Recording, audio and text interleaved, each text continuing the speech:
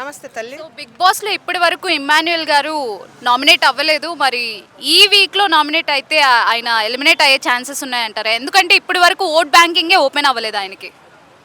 అంటే ఎలిమెంట్ అయ్యే ఛాన్సెస్ లేదు. ఎందుకంటే ఆయనకి నామినేషన్లో రాపోయినా కూడా అభిమానులు ఎక్కువ ఉన్నారు అనమాట బయట. ఆయన చెప్పిండుగా, నేను ఇంతవరకు నామినేషన్లోకి రాలేదు, నాకు అదే భయం వేసింది, నా అభిమానులు నిద్రపోయిన రాయిందని చెప్పిండుగా పాపం జెన్యున్గా. కాకపోతే ఆయన తెలివితో ఆడిండు. ఇంతవరకు రాలేదంటే బిగ్ బాస్ సీజన్కి హైలైట్ అనిపించలే, ఎవ్వరు రాలేదు. బిగ్ బాస్ హౌస్లో మన ఇమానిల్ తెలివితో గేమ్ ఆడిండు. నామినేషన్లోకి రాకుండా వస్తే ఒకసారి చూడాలని ఉంది. ఆయన అభిమానులు ఎంతమంది ఉంటారో తెలుస్తుంది, ఆయనకు కూడా ధైర్యం ఉంటుంది. మరి నిన్న సండే ఎపిసోడ్లో ఎవరు టాప్ అంటే ఎవరు గెలుస్తారు, ట్రోఫీ ఎవరు గెలుస్తారు అంటే ఎక్కువ తనుజాకి అండ్ ఇమ్మాన్యుయల్కి అండ్ పవన్ కళ్యాణ్కి ఎక్కువ ఓట్స్ వచ్చాయి. మరి ఈ ముగ్గురులో ఎవరు గెలుస్తారు అనుకుంటున్నారు మీరు? ఇమానిలే ఖచ్చితంగా ఇమానిలకే ఇవ్వాలని నేను కోరుకుంటున్నాను అనమాట. ఒక్క ఆమెడేనని చెప్పి చిన్న చూపు చూస్తే అది ఇంకా బిగ్ బాస్ చేసినట్టే. అభిమానులకు ఎవరు చేయరు, బయట ఇమానిలకి ఎక్కువ అభిమానులు అంటారు.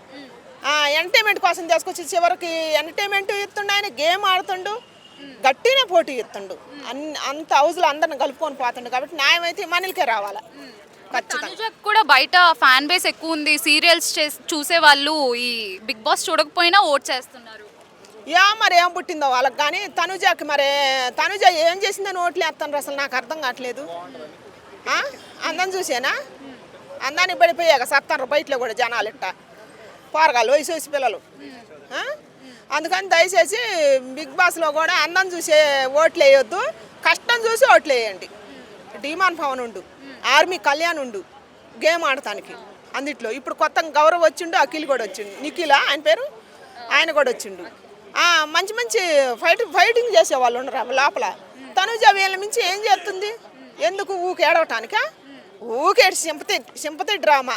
బిగ్ బాస్ వాళ్ళు కూడా ఆవిడకే సపోర్ట్ చేస్తున్నారు అన్నట్టుగా వార్త వస్తుంది. నాకు కూడా అదే అనిపిస్తుంది. బిగ్ బాస్ మరి రాత్రి అందరికి వార్నింగ్ ఇచ్చిండు నాకు సారు, ఆమె తనుజ గారికి ఇవ్వలేదు. ఎందుకు ఇవ్వట్లేదు అసలు? మాటకి అసలు ఎందుకు ఇవ్వట్లేదు? నాగార్జున సార్కే ఇది. నాగార్జున సార్ నీకేం పుట్టిందో కానీ నువ్వు తనుజ గారికి సపోర్ట్ చేస్తానని నాకు కూడా అనిపిస్తుంది. దయచేసి ఆమెలో ఉండే లోపాలు కూడా బయటకు ది.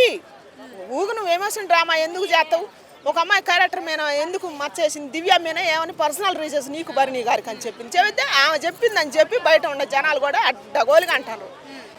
నాకు హెల్త్ బాగాలేదని చెప్పి మాటకి ఇడికి రాలేదని చెప్పి కళ్యాణ్ టాక్స్ అని పెట్టించుకున్న ఛానల్.